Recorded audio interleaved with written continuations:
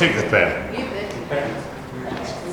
Because it's the stories that form an attachment, and it's the attachment that allows us to remember what happened. Because that's only by knowing us. So that's why we have these 600 faces, and these are taken from identity documents. So it's obviously the Nazis documented everything, and everybody was documented. Drive the behavior. Like, you were still my good neighbor, but now I'm afraid I'm going to get locked up if I do something to you. Or you're still my good friend, but now I just got promoted to lieutenant, so I have to, this position, this job is, I don't know, I think, do you know what I mean, the scales? Because I don't think everybody forgot that.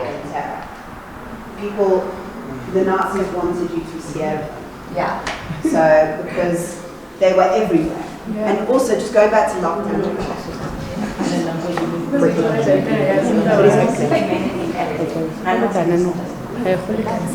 We now realize that things aren't going to be too great for too much longer. Yeah.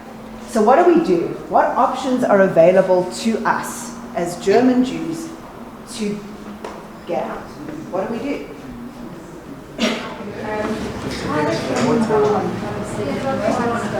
Okay, all right, makes sense.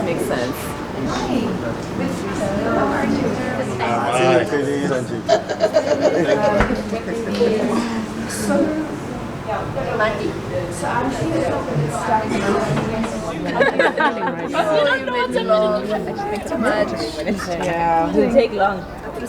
Pseudo. So almost. I always saw that you when you represent she doesn't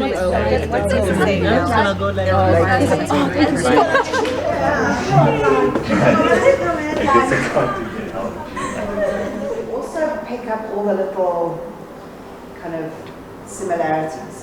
So you picked up the media, the role of the media, and the other group were like, oh, they called them cockroaches, and I was like, yes, we covered that. So we did that.